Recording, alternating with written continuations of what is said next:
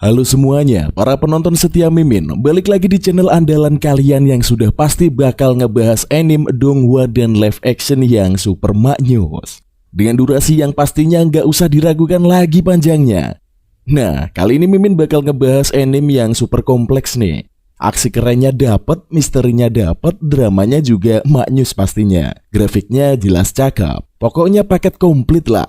Emang anime apaan nih? Gak usah banyak rahasia-rahasiaan lagi, judulnya adalah Tokyo Ghoul. Lebih tepatnya adalah Tokyo Ghoul musim pertama.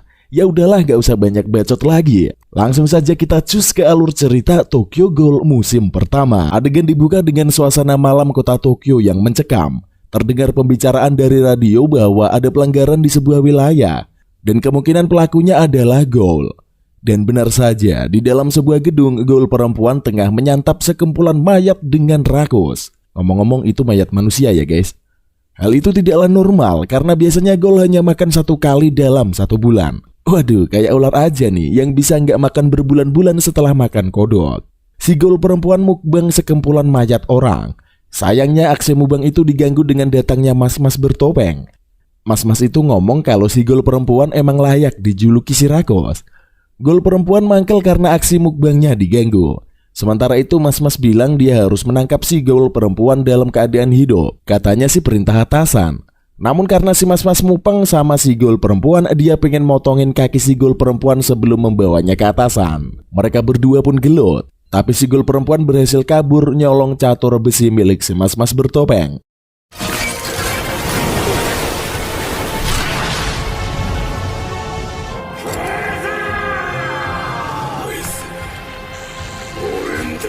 Adegan berganti ke siang hari yang aman dan tenteram. Dua cowok lagi nongkrong di coffee shop sambil ngegosip. Si cowok tengil bernama Hyde ngecein cowok cupu bernama Kaneki yang pengen ngajak cewek ngedate di toko buku. Gak lama kemudian muncul mbak-mbak berkacamata dan punya body aduhai, dan bikin kedua cowok langsung terpesona. Hyde bilang bahwa gak mungkin Kaneki bisa ngedeketin cewek itu. Dia pun pergi ninggalin temennya sendirian di coffee shop. Pas lagi duduk sendirian, Kaneki kaget karena si cewek cakep punya hobi baca buku kayak dia. Malahan buku yang dibaca si cewek sama dengan buku yang lagi dibaca Kaneki. Hal itu akhirnya bikin Kaneki bisa PDKT sama si cewek. Dan mereka janjian bakal ngedate di toko buku. Kaneki nelpon Hyde dan bilang kalau dia dan si cewek bakal ngedate di toko buku. Hyde yang tadinya mikir gak mungkin ada cewek yang mau ngedate di toko buku, cuma bisa memberi selamat sohibnya itu. Akhirnya hari dimana Kaneki ngedate pun tiba. Sebelum ke toko buku, Kaneki ngajakin si cewek yang ternyata bernama Rice itu nongki di sebuah restoran. Di sana Rice hanya makan segigit sandwich dan bilang kalau dia lagi diet. Gak lama kemudian Rice izin ke kamar mandi dan ninggalin Kaneki sendirian. Setelah itu mereka main ke toko buku dan belanja banyak banget buku. Setelah itu Rice bilang kalau tempat tinggalnya ada di dekat lokasi kejadian pembantaian Ghoul. Makanya Kaneki langsung menawarkan diri buat nganterin cewek itu. Mereka pun berjalan menyusuri jalanan Tokyo di malam hari.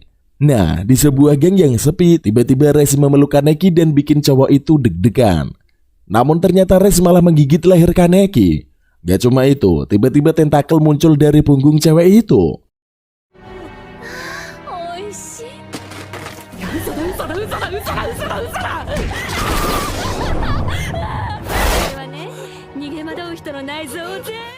Ternyata Rice adalah Ghoul si pembantai yang lagi dibicarakan. Kaneki ketakutan dan mencoba lari. Sementara Rice hanya tertawa-tawa menikmati reaksi Kaneki. Dengan mudah Kaneki tertangkap. Tubuhnya ditembus tentakel berkali-kali sampai dia sekarat. Rice sangat gemas dengan Kaneki. Dia pengen mengobrak-abrik jeroan cowok itu dengan perlahan. Namun sayangnya Kaneki udah gak bisa apa-apa lagi dan bikin Rice bosan. Rice pun berniat menghabisi Kaneki, tetapi saat itu dia tertimpa besi dari proyek pembangunan gedung. Kaneki semaput. Selama dia nggak sadar diri, samar-samar dia mendengar percakapan beberapa orang. Dia mendengar suara seseorang yang dipanggil Dr. Kano pengen melakukan pencakokan organ ke tubuh Kaneki. Orang-orang terdengar berdebat, tetapi Dr. Kano tetap ngeyel bakal mencakokkan tubuh Rice ke Kaneki. Adegan berganti ke Kaneki yang tersadar di sebuah rumah sakit. Secara mengejutkan, sebelah matanya berubah warna menjadi merah dan dikelilingi urat-urat menonjol. Namun dia merasakan ada yang aneh dengan tubuhnya. Bahkan dia nggak doyan makanan yang diberikan dari pihak rumah sakit. karena merasa kondisinya nggak beres. Kaneki nggak mau nerima kunjungan dari siapapun. Bahkan sohibnya sendiri yaitu Hyde nggak mau dia temui. Beberapa hari kemudian Kaneki udah boleh pulang ke rumah. Di depan pintu rumah dia melihat ada kantong kresek berisi banyak makanan yang dikirimkan oleh Hyde. Kaneki membawa kantong kresek itu ke dalam rumahnya. Di rumahnya yang sepi karena ayah dan ibunya udah nggak ada sejak lama, Kaneki menaruh kantong kresek dari Hyde dan nyetel TV. Acara di TV sedang menampilkan seseorang yang ngomongin Ghoul. Menurut orang itu, Ghoul gak bisa hidup kayak manusia normal. Karena lidah mereka berbeda, para Ghoul gak bisa makan makanan manusia. Dan mereka mencerna nutrisi dari tubuh manusia lain. Mendengar itu, Kaneki panik. Dia langsung mencoba makanan pemberian Hyde.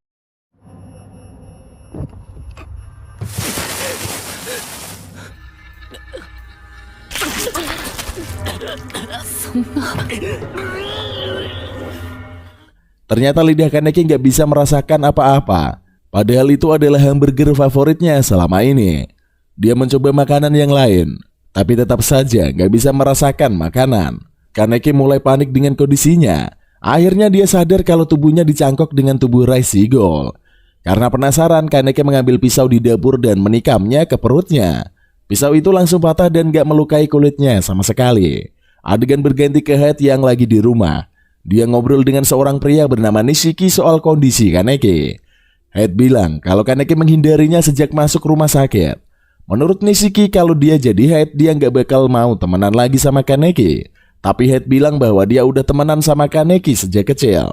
Adegan berganti lagi ke Kaneki yang tiduran di kasur sambil putus asa. Dia melihat HP-nya dan nyuekin semua pesan yang masuk dari Hyde. Gak lama kemudian, Kaneki berjalan luntang-luntung di jalanan malam kota Tokyo. Pas di zebra cross, perutnya mulai kerucak-kerucuk kelaparan. Dia berhenti dan tergiur dengan berbagai aroma yang ada di sekelilingnya. Dia bisa mendeteksi aroma cewek, aroma keluarga, dan semua aroma dari sekumpulan manusia di sekelilingnya. Matanya juga menjadi merah sebelah, sehingga dia ketakutan sendiri. Kaneki akhirnya berjalan menuju lokasi Rice yang ingin memakannya. Pas sampai di daerah sana, dia berpapasan dengan cewek yang bekerja di coffee shop tempat biasa Kaneki nongkrong bareng Hyde. Tapi Kaneki berjalan begitu saja menyapanya. Sementara itu cewek bernama Toka itu berhenti dan menoleh ke arah Kaneki. Lanjut ke Kaneki. Mendadak dia mencium aroma yang sangat lezat. Itu adalah aroma yang mirip dengan masakan ibunya dulu. Kaneki sudah sangat lapar. Kaneki pun lari mencari sumber aroma. Pas sampai di lokasi aroma lezat, Kaneki terkejut karena melihat Ghoul laki-laki yang memangsa seorang manusia. Kaneki pun sadar bahwa aroma lezat itu berasal dari mayat manusia yang lagi disantap Ghoul. Si Ghoul bilang dia nggak bakal membagi hasil buruannya karena dia udah lama nggak makan. Tapi mendadak Ghoul itu mampus dibunuh oleh Ghoul lainnya, yang ternyata adalah Nishiki. Cowok itu kaget melihat Kaneki yang matanya hanya berwarna merah sebelah. Namun dia tidak peduli, karena Nishiki nggak suka ada Ghoul lain di area kekuasaannya. Tapi sebelum Nishiki berbuat macam-macam, Ghoul lain datang untuk menghentikannya. Ghoul itu ternyata adalah Toka, si pelayan di coffee shop. Dia bilang bahwa wilayah itu bukanlah kekuasaan Nishiki. Namun Nishiki ngeyel karena sebelum Rice menguasai wilayah itu, dia sudah lebih duluan berkuasa di sana. Dan karena Rice udah mampus, maka Nishiki berhak atas wilayah itu. Kedua Ghoul itu pun akhirnya adu gelut.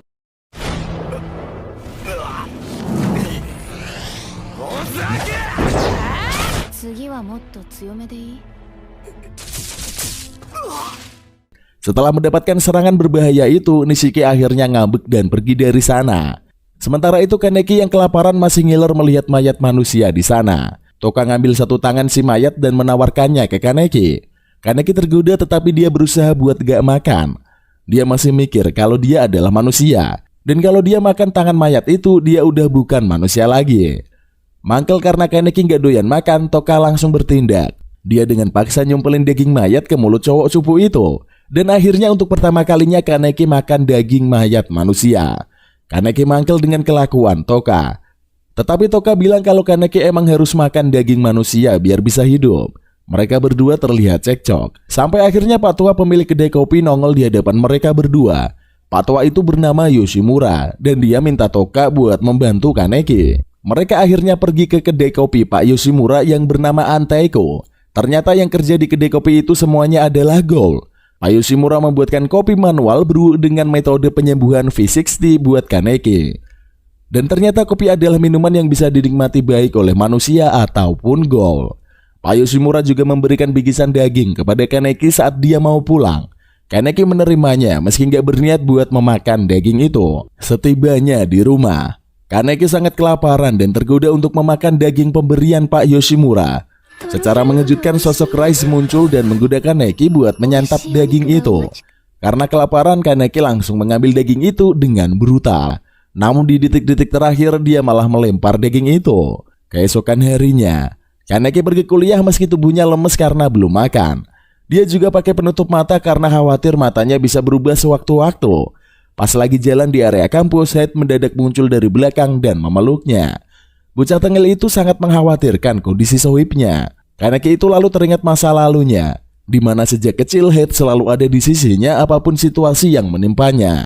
Head mengatakan nanti dia mau menemui kakak tingkatnya dan dia mengajak Kaneki buat ikut. Kaneki pun setuju menemani sohibnya itu. Mereka berdua pergi ke ruangan kakak tingkat Head. Dan pas buka pintu, si kakak tingkatnya itu lagi mantap-mantap sama cewek. Karena ketahuan, si cewek yang bernama Mbak Kimi langsung kabur secepat kilat. Saat itu juga Kaneki kaget setengah mati karena kakak tingkat Head adalah Nishiki. Dia baru sadar bahwa selama ini dia dikelilingi oleh ghoul yang membaur dengan manusia. Nishiki pun kaget melihat munculnya Kaneki. Tetapi di depan Head dia pura-pura santai. Nishiki lalu mengajak Head buat main ke rumahnya sepulang kuliah. Dan Head pun setuju. Khawatir akan keselamatan temannya, Kaneki memaksa buat ikut mereka. Dan dengan terpaksa Nishiki pun menyetujuinya. Adegan berganti. Mereka bertiga berjalan pulang meninggalkan kampus. Di suatu kesempatan Head membeli roti dan memakannya. Secara mengejutkan Nishiki juga membeli dan memakannya. Kaneki kaget karena Nishiki bisa sejauh itu membaur dengan manusia.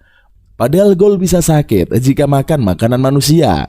Mereka pun melanjutkan perjalanan dan tibalah di sebuah tempat sepi. Nishiki beraksi, dia menendang Head sampai cowok itu terpental sangat jauh dan pingsan. Melihat hal itu, Kaneki kaget setengah mampus. Namun Nishiki langsung mencekiknya dan tidak membiarkannya kabur. Nishiki mengira Kaneki bakal menyantap Head jika ada kesempatan. Tapi Kaneki bilang gak mungkin melakukannya karena Head adalah bestinya. Nishiki menikam perut Kaneki dengan tangannya sampai darah muncrat kemana-mana. Pria berambut kuning itu lalu membiarkan Kaneki jatuh. Sementara dia langsung berjalan ke arah Head. Kaneki kesakitan, sementara Nishiki mulai menginjak-injak wajah Head yang masih pingsan. Kaneki mangkel dengan kelakuan Nishiki. Tapi Nishiki menginjak wajah Head sampai berdarah.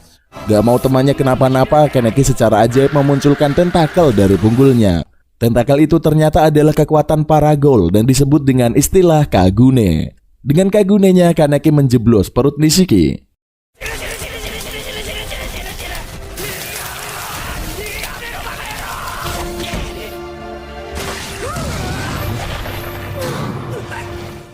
Kaneki pun bergegas mendekati Head yang terluka sampai penuh darah.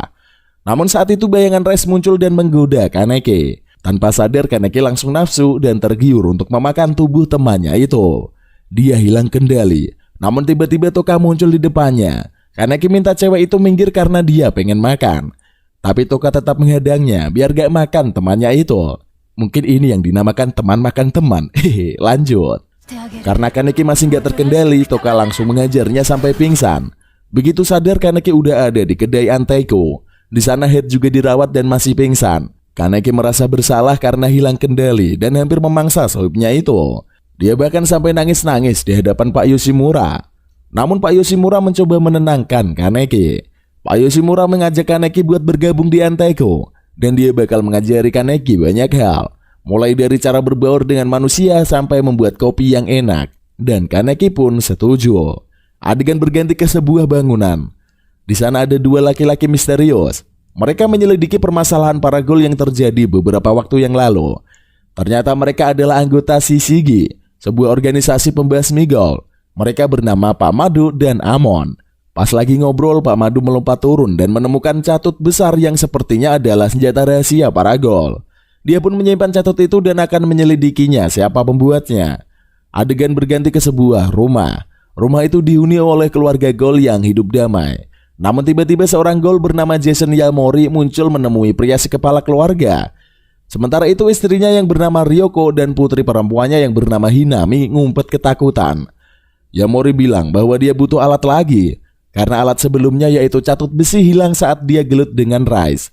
Yamori pun membawa pria itu pergi. Sementara Ryoko dan Hanami tetap aman dalam persembunyian.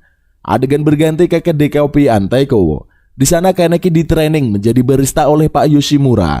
Dia diminta buat menyeduh kopi pakai metode V60. Tapi karena masih pemula, jelas saja rasanya gak seenak bikinan barista pro kayak Pak Yoshimura. Sambil ngopi, Pak Yoshimura menjelaskan bahwa Antaiko berisi sekumpulan ghoul yang hidup damai. Mereka semua sudah belajar sejak lama cara membaur dengan manusia. Menurut Pak Yoshimura, dia sangat senang mempelajari tingkah laku manusia. Gak lama kemudian Head datang ke kedai itu dan menyapa Kaneki. Dia ternyata mengira insiden yang menimpa mereka adalah kecelakaan. Mereka ngobrol ngalor ngidul sampai akhirnya Head pamit pergi. Begitu Head pamit pergi, Toka langsung memperingatkan Kaneki bahwa Head gak boleh tahu apapun soal mereka. Toka mengancam bakal membunuh Head jika dia sampai tahu kebenarannya. Gak lama kemudian Ryoko dan Hinami datang ke kedai itu dan meminta perlindungan. Akhirnya keduanya diperbolehkan menginap di sana. Adegan berganti ke Pak Yoshimura yang mengajarkan Kaneki cara makan makanan manusia. Saat Kaneki mencoba segigit saja makanan manusia, perutnya langsung mual dan dia muntah-muntah. Pak Yoshimura lalu bilang bahwa tidak perlu dikunyah, tetapi langsung ditelan saja. Tetapi meski langsung ditelan, mereka harus pura-pura mengunyah di depan manusia. Barulah setelah itu mereka harus memuntahkan makanan di kamar mandi sebelum dicerna perut. Dengan cara itulah para anggota Antaiko berbaur dengan manusia. Toka bahkan sangat ahli membaur dengan manusia, sampai-sampai cewek itu juga pergi ke sekolah. Pak Yoshimura kemudian meminta Kaneki buat nemenin Mas Yomo mencari makanan untuk ghoul yang bisa berburu. Kaneki langsung menolak karena dia tidak mau menyakiti manusia. Tapi Pak Yoshimura meyakinkan bahwa Kaneki nggak bakal menyakiti siapapun. Akhirnya Kaneki dan Mas Yomo pergi menggunakan mobil ke sebuah lokasi. Mereka pergi ke kawasan pegunungan dan berhenti di sebuah tikungan tajam. Mereka berdua keluar dan melihat ke arah jurang. Karena nggak hati-hati, Kaneki terperosok dan jatuh ke jurang. Untungnya dia sempat mengeluarkan kagune buat menahan tubuhnya terbanting keras. Di bawah dia kaget melihat seorang laki-laki yang udah mampus. Mas Yomo muncul di sebelahnya dan dia bilang bahwa tempat itu memang sering menjadi lokasi bunuh diri.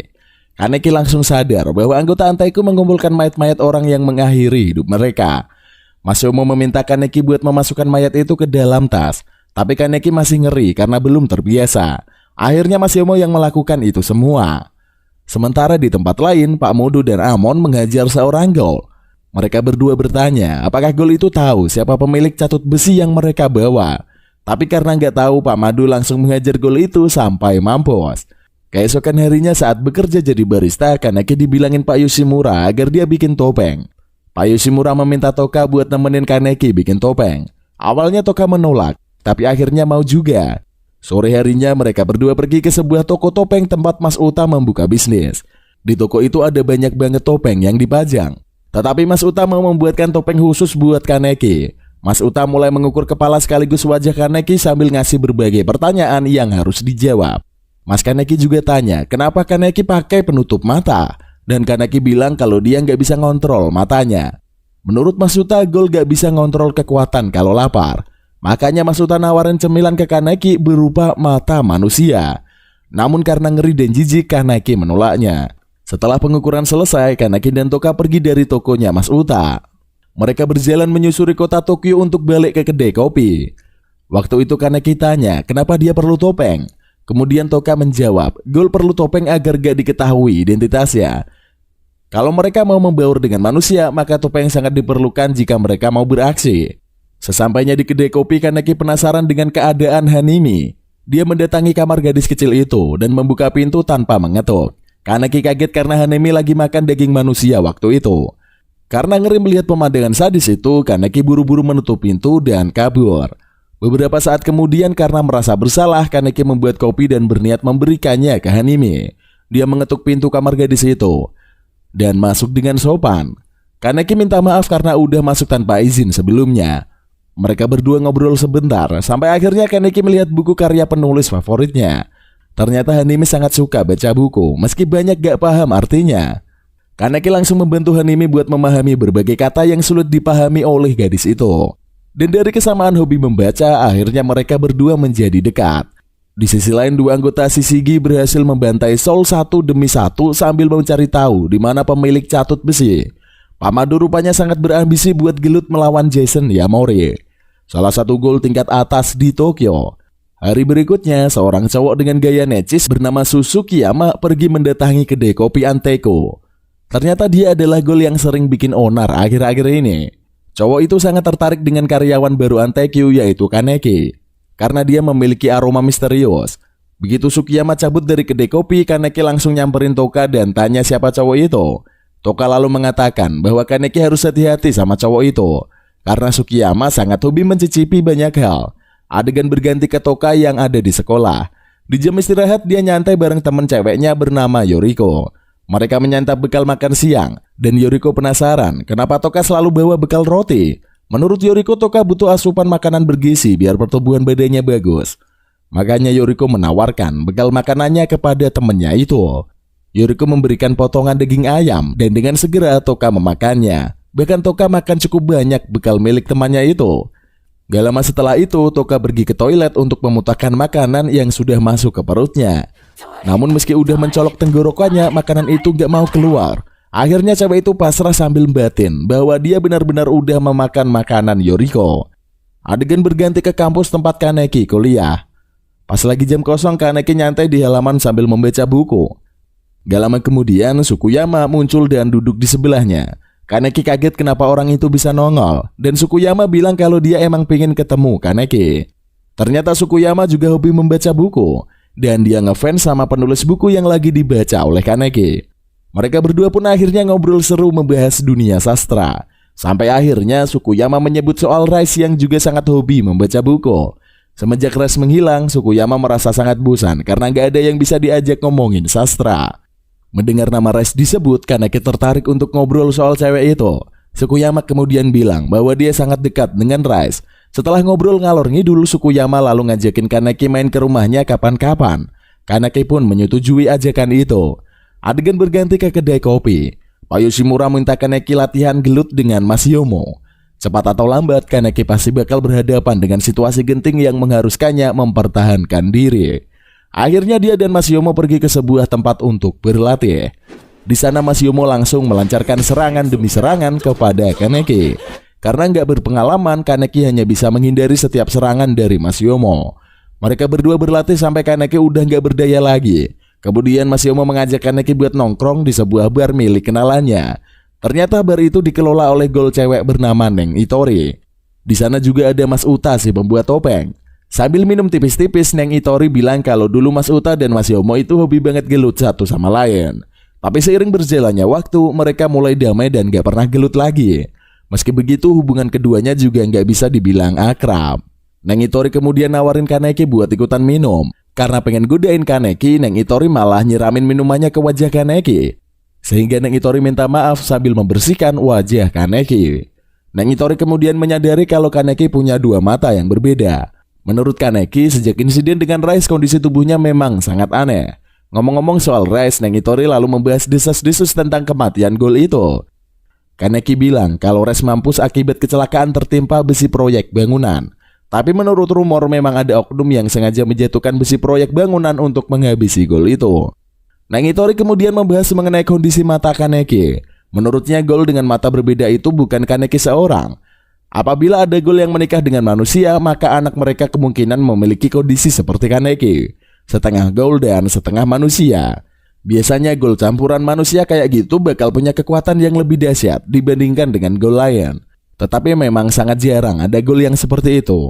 Hari berganti dan Kaneki akhirnya main ke rumah Sukiyama. Di sana mereka nyantai sambil ngopi genteng. Sambil ngopi, Kaneki pengen tahu lebih banyak soal Rice. Dan Sukiyama pun menceritakannya. Namun ternyata kenyataannya adalah dia nggak begitu dekat dengan Rice. Malahan mereka pernah terlibat adu bacot yang bikin Sukiyama mangkal. Sukiyama mencengkeram-cangkir kopinya sampai pecah berkeping-keping. Kaneki kaget dan secara nggak sengaja menyentuh pecahan cangkir. Jarinya pun berdarah dan Sukiyama langsung menutup luka Kaneki dengan kain putih. Gak lama kemudian, Sukiyama pergi ke toilet sambil membawa kain yang ada bercak darah Kaneki. Sukiyama mengendus kain itu dan langsung bernafsu pengen memakan Kaneki. Meski Kaneki itu gol, tetapi Sukiyama merasa ada yang menarik dari cowok itu. 武者様があなた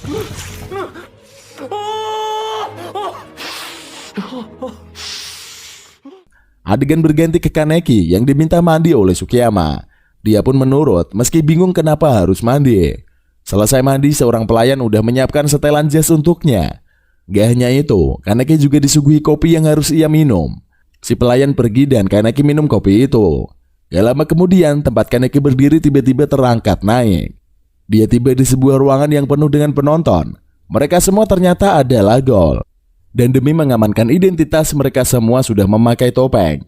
Sukuyama datang lengkap dengan topeng yang ia pakai. Dia memakai nama alias, yaitu MM, dalam acara itu. Ternyata itu adalah acara rutin yang diselenggarakan Sukuyama untuk menjamu para ghoul elite. Di setiap pertemuan, Sukuyama selalu menghadirkan mangsa-mangsa baru yang bakal mereka santap bersama. Kali itu Sukuyama menghadirkan Kaneki sebagai mangsa. Awalnya para ghoul kaget karena sajiannya adalah sesama ghoul. Meski ada ghoul yang demen makan sesama ghoul, tetapi banyak dari para ghoul yang menentang aksi itu. Bagi para ghoul, daging sesama ghoul itu rasanya gak enak sama sekali. Namun Sukuyama meyakinkan bahwa Kaneki itu berbeda. Dia kemudian melempar kain berisi bercak darah Kaneki sehingga semua ghoul di sana bisa mencium aromanya. Seketika itu juga para ghoul bersemangat dan ingin mencicipi daging Kaneki. Gak lama kemudian Algojo dimunculkan di arena. Kaneki pun harus lari kocar-kacir buat menghindari serangan dari Algojo itu. Pada berbagai kesempatan Kaneki nekat buat beradu jotos dengan Algojo berbadan besar. Namun dia kalah dengan mudah. Kaneki terkena hantaman si Algojo sampai darahnya muncrat kemana-mana. Mencium aroma darah Kaneki, semua ghoul di sana semakin pengen menikmati tubuh cowok itu. Sang Algojo datang dan mencekik Kaneki. Saat Kaneki hampir mampus, mendadak sebelah matanya berubah merah. Dia langsung menempeleng si Algojo dan secara mengejutkan Algojo itu terpental sangat jauh. Sukuyama yang melihat sebelah mata Kaneki berubah merah langsung semakin tertarik. Kaneki adalah ghoul yang sangat langka, sehingga dia nggak mau berbagi dengan ghoul lainnya. Makanya Sukuyama langsung lompat ke arena dan membunuh si Algojo yang mau mengeksekusi Kaneki. Dia bilang ke semua ghoul bahwa semua itu hanyalah pertunjukan. Dia juga bilang ke Kaneki kalau dia nggak serius pengen memangsanya. Dia meminta maaf dan membiarkan Kaneki pergi dengan selamat. Padahal niat Sukuyama adalah mau memangsa Kaneki seorang diri.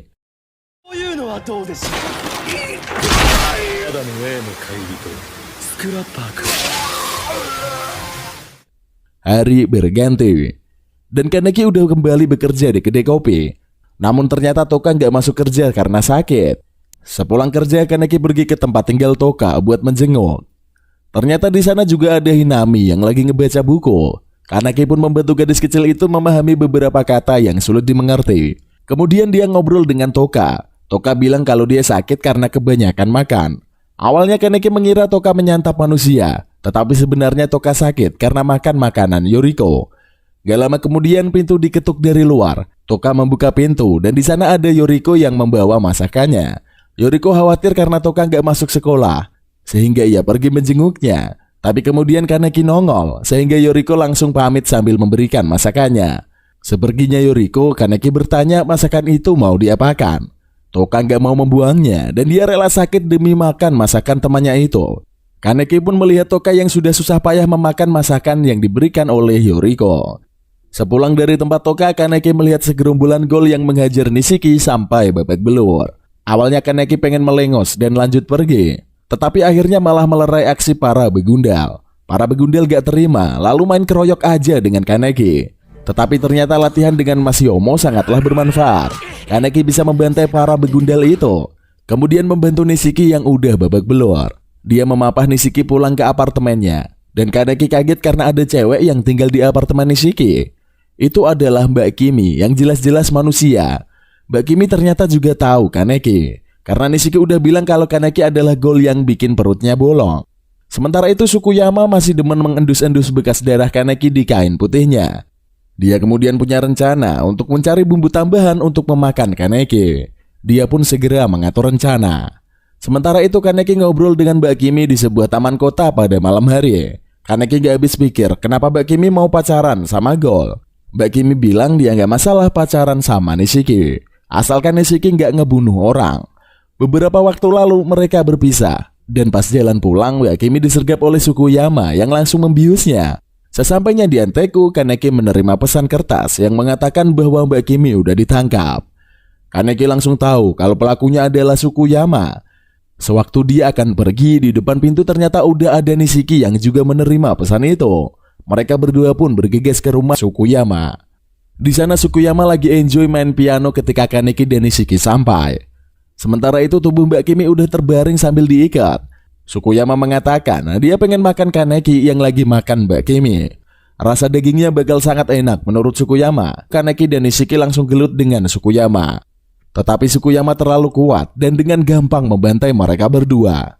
Untungnya Toka datang dan langsung berhadapan dengan Sukuyama. Ternyata mereka berdua emang udah lama terlibat konflik. Mereka berdua pun bertarung dengan sengit di atas sana. Tetapi Sukuyama jauh lebih unggul karena kondisi Toka sedang enggak sehat. Menurut Sukuyama, Ghoul bakal menjadi sangat kuat setelah mereka makan manusia. Hal itulah yang bikin Toka semakin lemah dari waktu ke waktu karena cewek itu jarang makan manusia. Di sisi lain, Sukuyama yang demen makan tentu saja sangat kuat dan bertenaga. Karena hal itulah Sukuyama bisa membantai Toka dengan mudah. Kaneki bangkit dan maju untuk melawan Sukuyama sekali lagi. Tetapi Sukuyama dengan mudah menjeblos perut Kaneki. Darah muncrat kemana-mana, Kaneki ambruk gak berdaya. Sementara Sukuyama kegirangan menjilati darah Kaneki di tangannya. Toka maju lagi untuk menerjang, tetapi Sukuyama langsung mengaktifkan Kagune-nya. Dengan mudah dia menyingkirkan cewek itu. Kemudian Sukuyama berjalan mendekati Mbak Kimi yang terikat. Pas dia pengen mencicipi cewek itu, dia kaget melihat bekas luka yang ada di pundaknya. Hal itu membuat Nishiki yang udah babak belur teringat masa lalunya. Dulu ia tinggal bersama kakak perempuannya. Dari kecil mereka selalu bersama dan menjaga satu sama lain. Semakin dewasa mereka juga tetap bersama-sama. Kakak perempuannya ngeyel pengen berbaur dengan manusia, sementara Nishiki gak mau melakukannya. Suatu ketika kakaknya pacaran sama cowok yang satu tempat kerja. Namun sebuah insiden terjadi dan pacarnya tahu kalau kakak Nishiki adalah Ghoul. Kakak Nishiki dilaporkan ke Shishigi. Dan pada suatu hari saat hujan turun sangat deras, kakak Nishiki dibunuh oleh agen Shishigi. Nishiki akhirnya harus menjalani hari demi hari tanpa kakaknya itu. Sampai suatu ketika dia bertemu dengan cewek bernama Kimi. Mereka pacaran dan suatu ketika Kimi tahu kalau Nishiki adalah Ghoul. Sewaktu Nishiki sekarat karena dihajar Kaneki, cowok itu hilang kendali dan berniat memangsa ceweknya. Karena tahu Nishiki bakal sembuh setelah makan manusia, Mbak Kimi membiarkan Nishiki menggigit pundaknya. Namun setelah itu Nishiki sadar dan bisa mengendalikan dirinya. Kembali ke masa sekarang. Nishiki maju buat menahan Sukuyama yang pengen macem-macem ke ceweknya. Namun Sukuyama bukanlah tandingannya, sehingga dia bisa dihajar dengan mudah. Nishiki tetap ngeyel dan mencoba menahan Sukuyama, sehingga Sukuyama menggunakan Kagune-nya buat nyoblos-nyoblos tubuh Nishiki.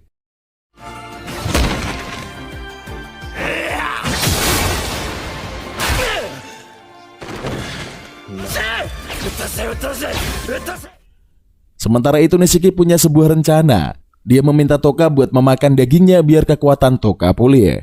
Akhirnya Toka menggigit pundak Kaneki, sehingga dia langsung full power dan mampu berduel sengit melawan Sukuyama.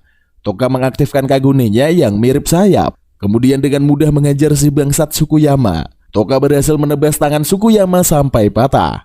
Gak lama kemudian cewek itu berhasil menghabisi si kampret dengan serangan mautnya.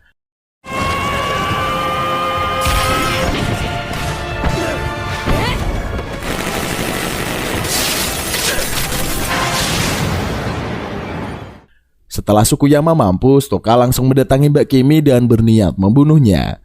Seperti yang ia bilang ke Kaneki, dia bilang membunuh manusia yang tahu identitas mereka. Namun Kaneki mencoba menghalanginya. Kaneki bilang kalau Mbak Kimi itu mirip Hyde bagi Kaneki dan mirip Yoriko bagi Toka. Awalnya Toka ragu, tetapi tekadnya udah bulat. Dia menyingkirkan Kaneki dan maju menuju Mbak Kimi. Namun bukannya takut, Mbak Kimi malah bilang kalau sosok Toka itu sangat indah. Mendengarnya Toka langsung berhenti dan terheran-heran. Akhirnya dia pergi begitu aja meninggalkan mereka semua. Beberapa hari kemudian setelah insiden itu, Nishiki memutuskan buat join ke Anteiko. Dia pun harus bekerja di kedai kopi bersama Kaneki dan yang lainnya. Hyde nongol di kedai kopi itu dan heran kenapa Nishiki juga kerja di sana. Nishiki pun ngomyang kalau dia punya alasan tersendiri, tapi nggak mau bilang ke Hyde. Sementara itu di tempat lain, Jason Yamori mendatangi ayah Hinami yang baru aja kelar membuat catut besi yang baru. Awalnya dia datang dengan baik-baik, tetapi kemudian Yamori membahas masa lalu ayah Hinami. Yamori bertanya tentang transaksi rahasia yang pernah dilakukan ayah Hinami. Yamori menikam ayah Hinami dan melemparnya menembus tembok keluar ruangan. Di luar ternyata Pak Madu dan Amon sudah menunggu sambil menenteng tas besi masing-masing. Saat Yamori keluar dari lubang dinding, anggota Shishigi itu langsung membuka tas dan mengeluarkan senjata sakti yang disebut Queen Kue. Dengan senjata sakti mereka berdua bisa berduel imbang dengan Yamori. Pak Madu sangat bersemangat melawan Yamori. Sementara Amon yang kurang berpengalaman gak bisa terlibat banyak dalam duel. Yamori pun meladeni Pak Madu selama beberapa saat karena pengen menguji kemampuan anggota Shishigi. Sampai akhirnya karena bosan dan emang ada urusan, dia pergi setelah menghancurkan senjata Pak Madu menggunakan kagunenya. Seperginya Yamori, kedua anggota Shishigi membunuh ayah Hinami yang sekarat. Mereka berdua pun berencana untuk menghabisi istri dan anak dari para ghoul yang sudah tewas itu. Pokoknya Tokyo harus bersih dari semua ghoul. Pada suatu siang saat hujan mengguyur kota, Ryoko menemani Hinami pergi ke toko buku untuk membeli buku baru. Tetapi saat perjalanan pulang mereka dihadang oleh Pak Madu dan Amon. Terdesak oleh dua anggota Shishigi, Ryoko mengaktifkan kagunenya dan melakukan perlawanan. Sementara Hinami langsung kabur mencari bantuan. Gadis kecil itu berlari menembus hujan sambil menangis. Dan di tengah-tengah larinya dia bertemu dengan Kaneki. Kaneki dan Hinami langsung berlari ke tempat Ryoko yang dikepung oleh dua anggota Shishigi. Kaneki hanya bisa bersembunyi dan menahan Hinami agar dia tidak berteriak. Sementara itu Pak Madu mengeluarkan kunkuinya yang baru. Senjata barunya itu berasal dari kagune milik ghoul yang sudah mati. Dan waktu itu yang digunakan adalah bekas kagune suami Ryoko. Dengan sekali tebasan Ryoko akhirnya terbunuh sementara Kaneki gak bisa melakukan apa-apa. Kembali ke Anteko. Semua anggota berkumpul di sana dengan keadaan yang murung. Di sana ia diberitahu Kaneki kalau Ryoko sudah dibunuh anggota Shishigi. Toka marah dan berniat membalas dendam, tetapi dilarang oleh Pak Yoshimura. Karena jika ada anggota Shishigi yang terbunuh di distrik 20, maka akan dikirimkan anggota Shishigi ke lain distrik. Toka pun menurut, tetapi sebenarnya dia sudah membulatkan tekadnya untuk membalaskan dendam. Adegan beralih ke markas Shishigi. Organisasi itu berisi kumpulan orang pilihan dengan keahlian luar biasa. Mereka semua membasmi ghoul karena percaya bahwa ghoul adalah ancaman bagi dunia. Banyak dari manusia yang sudah menjadi korban, sehingga setiap ghoul haruslah dihabisi. Pada suatu sore, Amon dan dua rekannya menyantai di sebuah tempat makan sepulang kerja. Amon yang lebih senior daripada kedua rekannya menceritakan berbagai pengalaman yang sudah ia lalui. Dia mengatakan anggota Shishigi yang sangat tekun bekerja biasanya akan mati dengan cepat terbunuh ghoul. Beberapa saat kemudian, Amon pamit untuk pulang duluan. Gak lama kemudian dua rekan Amon berjalan dengan sambil bergosip. Mereka berpikir alasan keduanya masih hidup adalah karena gak serius dalam bekerja. Namun secara mengejutkan orang misterius bertopeng kelinci muncul. Dalam sekejap sosok itu menebas salah satu dari dua rekan Amon dan membunuhnya. Sosok di balik topeng kelinci itu adalah Toka dan dia menginginkan pembalasan dendam. Amon muncul saat itu juga dan mencoba melawannya. Namun Toka sangat cepat bergerak dan bisa mengejar Amon dengan mudah. Saat Amon terdesak, Pak Madu muncul dengan senjata saktinya. Dia lantas bertarung dengan Toka dan memberikan perlawanan yang sengit. Keduanya bertarung dengan dahsyat dan sangat terlihat bahwa Pak Madu memahami ghoul dengan baik. Dia bisa menyadari kapan ghoul mulai kehabisan tenaga, kemudian melancarkan serangan mematikan. Toka yang awalnya unggul kini menjadi tertekan dan mulai babak belur.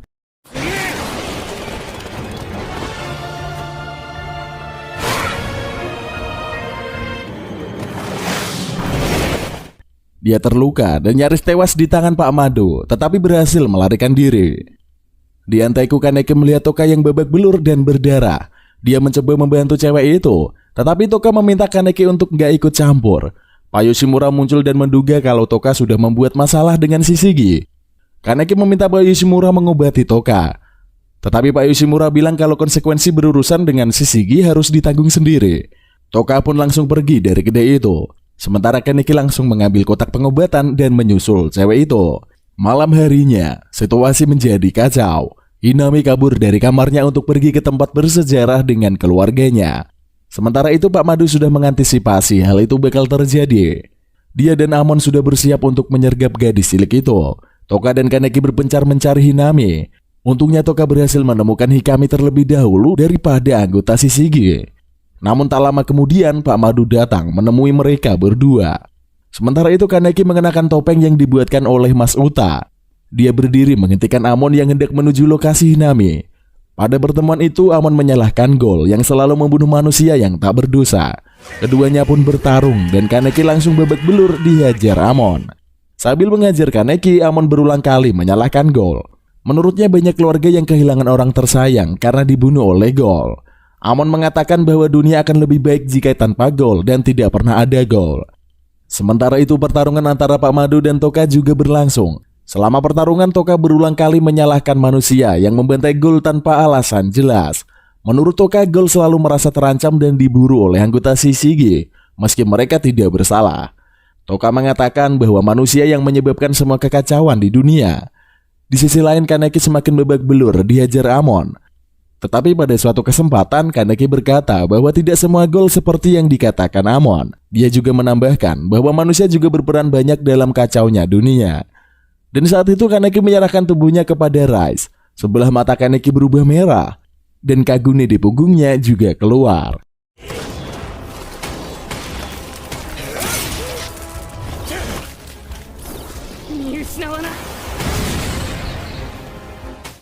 Dalam mode itu Amon bukanlah ancaman sama sekali. Dengan mudah Kaneki membuat Amon tersungkur. Bahkan Kaneki berhasil menghancurkan senjata milik Amon. Melihat Amon yang tak berdaya, hasrat Gold Kaneki menjadi liar. Dia langsung berniat menerkam Amon, tapi Kaneki masih berusaha menahannya. Dia berteriak menyuruh Amon berlari, tetapi Amon hanya diam dan terkejut. Baru kali ini Amon melihat Gold seperti Kaneki. Sambil mencoba mempertahankan kesadarannya, Kaneki terus meminta Amon pergi. Dia juga menangis dan meminta Amon agar tidak menjadikannya pembunuh. Di sisi lain, Toka kewalahan menghadapi gempuran serangan dari Pak Mado. Cewek itu bukan lawan bagi para agen yang berpengalaman di Shishige. Dia hampir tewas terbunuh. Namun saat itu Hinami mengaktifkan Kagunenya. Dalam sekejap gadis itu melenyapkan senjata dari Pak Mado, kemudian berlanjut mengejarnya sampai sekarat. Kembali ke Kaneki, dia semakin lepas kendali. Dia menginginkan daging manusia.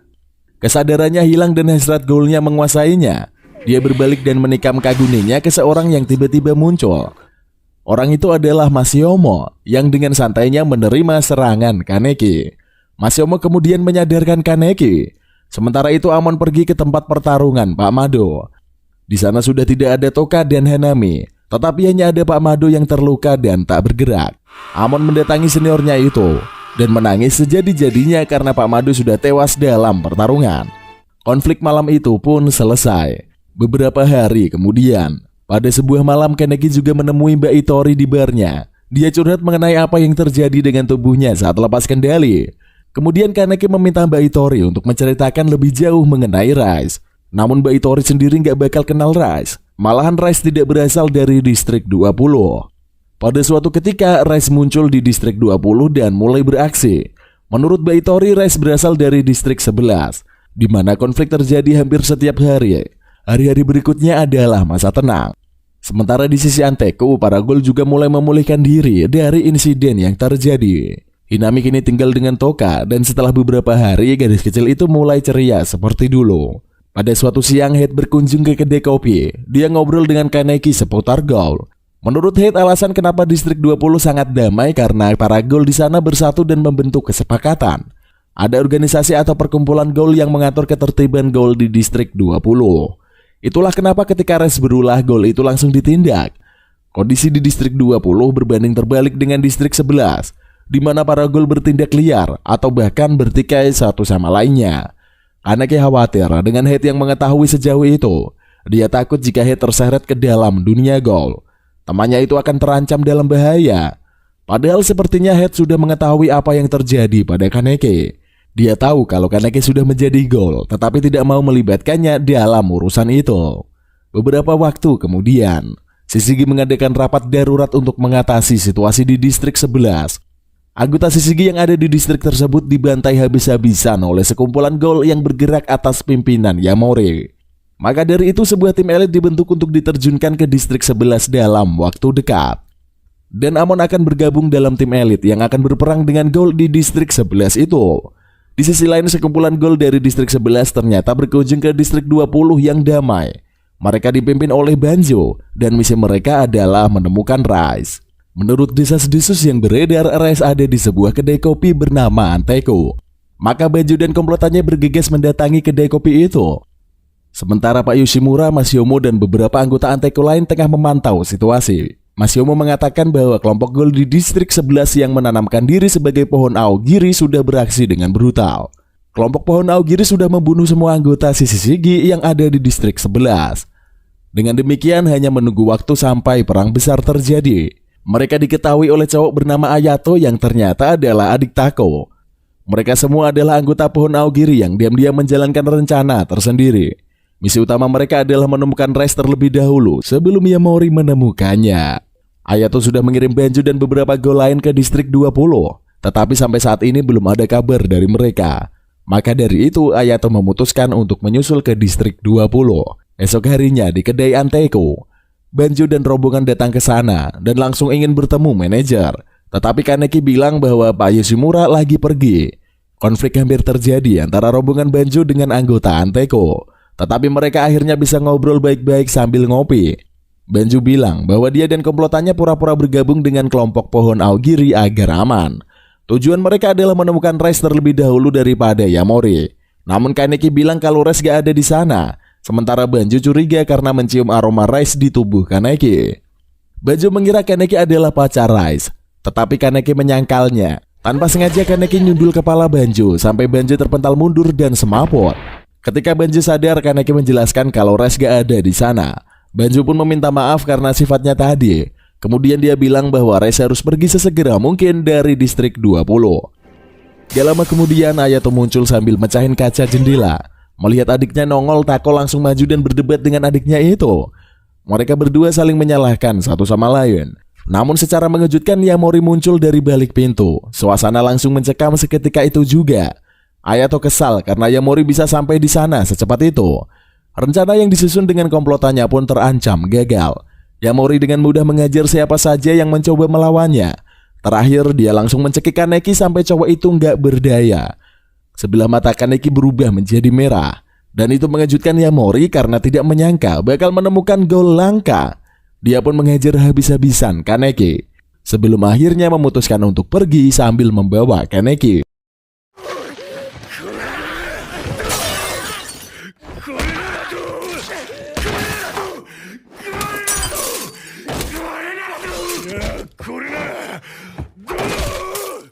Malam harinya, Pak Yoshimura kembali dari perjalanannya. Melihat apa yang sudah terjadi, mereka segera mengadakan pertemuan. Anggota perkumpulan yang diadakan Pak Yoshimura belum semuanya datang. Tetapi dia memutuskan untuk mulai membahas situasi. Dia mengatakan bahwa anggota Anteko tidak usah menyelamatkan Kaneki. Alasannya adalah mereka akan berhadapan dengan sesama Ghoul sekaligus tim elit yang diterjunkan oleh Shishigi. Tidak ada jaminan keselamatan jika anggota Anteko mencoba menyelamatkan Kaneki. Tetapi meski dilarang Pak Yoshimura, Toka bersikeras bakal menyelamatkan Kaneki. Nishiki juga mau menyelamatkan Kaneki karena masih berhutang budi. Inami tak mau ketinggalan dan ingin menyelamatkan Kaneki. Meski peluangnya kecil dan mereka bisa saja terbunuh, Toka dan lainnya tetap bakal maju. Pak Yoshimura pun mengatakan bahwa sejak awal dia memang akan maju menyelamatkan Kaneki. Dia hanya ingin mengatakan bahwa tidak ada jaminan mereka bisa selamat dalam aksi itu. Gak lama kemudian anggota tambahan dari perkumpulan itu datang. Dia adalah si kampret Tsukiyama yang ternyata masih hidup. Toka awalnya keberatan dengan adanya Tsukiyama di sana. Tetapi Pak Yoshimura mengatakan bahwa Masyomo akan memastikan Tsukiyama gak macam-macam. Tsukiyama pun sepenuh hati ingin menyelamatkan Kaneki. Mereka pun menyusun rencana dan akan masuk ke distrik 11 bersama dengan tim elit dari Shishigi. Sementara itu di markas pohon Aogiri, Kaneki ditahan di sebuah ruangan besar. Dia didudukan di sebuah kursi dan kedua tangannya diikat. Di sana Yamori berdiri di depannya dan mulai menyiksanya. Yamori memutus jari jemari Kaneki menggunakan catut besinya. Dia menikmati bagaimana Kaneki menjerit kesakitan setiap kali jarinya patah. Yamori juga meminta Kaneki untuk menghitung dari waktu ke waktu. Jika Kaneki salah menghitung, Yamori akan menyiksanya semakin parah. Setelah kondisi Kaneki cacat dan babak belur, Yamori akan meninggalkannya selama beberapa waktu. Ketika tubuh Kaneki sudah beregenerasi sepenuhnya, Yamori bakal datang lagi dan menyiksanya dari awal. Sementara itu, tim elit mulai bergerak dari distrik 20 menuju distrik 11. Sepanjang perjalanan obrolan mengenai Yamori dilakukan. Konon Yamori dulu adalah ghoul biasa yang ditangkap dan dipenjara di fasilitas Shishige. Selama di penjara, Yamori disiksa habis-habisan oleh petugas. Semua siksaan itu membuat Yamori menciptakan keadaan di mana dia bisa menerima semua rasa sakit. Akibat dari siksaan yang terus-menerus itu, Yamori malah menciptakan kepribadiannya yang lain. Kepribadian barunya itulah yang disebut Jason oleh tim Shishige. Jason dengan mudah menghancurkan tempat tahanannya dan kabur. Setelah itu dia membantai manusia maupun ghoul sebagai pembalasan atas rasa sakitnya. Sementara itu Kaneki pingsan di sela-sela siksaan yang ia alami. Selama pingsan dia bertemu dengan Rice yang mengajaknya berbicara tentang banyak hal. Rice membawa Kaneki pergi ke masa lalunya saat hidup berdua dengan sang ibu. Ayah Kaneki sendiri sudah meninggal sejak dia masih kecil. Ibu Kaneki selalu mengajarkannya untuk tidak menyakiti orang lain. Menurut ibu Kaneki, lebih baik dilukai daripada melukai. Selain itu, ibu Kaneki juga adalah pekerja keras yang rela membanting tulang demi keluarganya.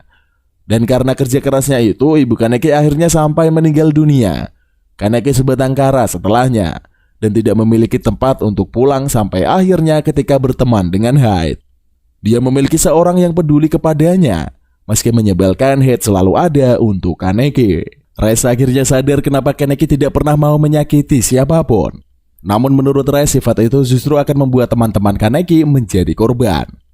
Jika Kaneki tidak mau menyakiti orang, maka bukan hanya dia yang akan disakiti oleh orang lain, tetapi juga Hyde, anggota Antaiku, bahkan semua orang di distrik 20.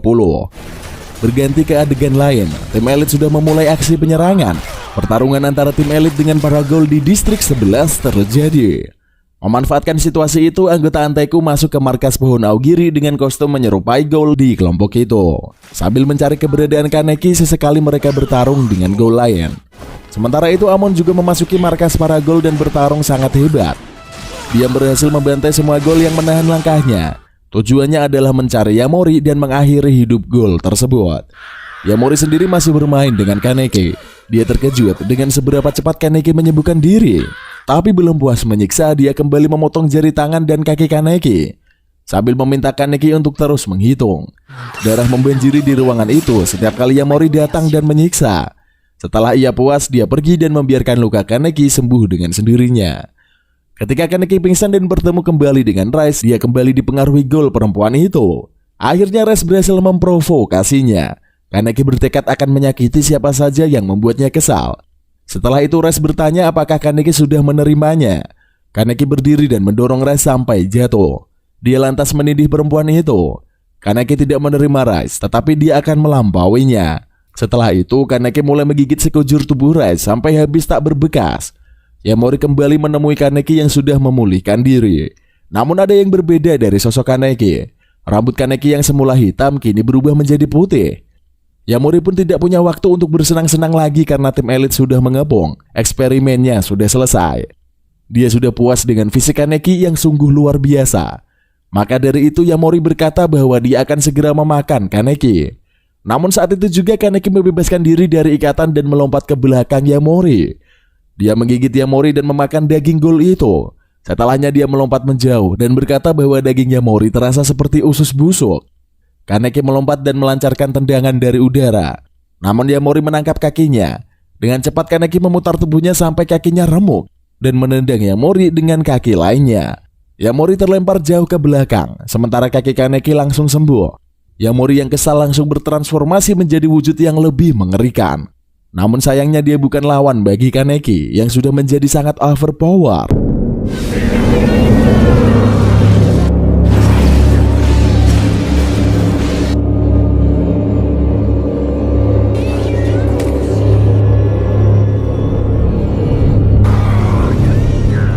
Sebagai gerakan pamungkas, Kaneki menerjang maju berniat memakan Yamori. Dan musim pertama anime Tokyo Ghoul pun kelar di sini.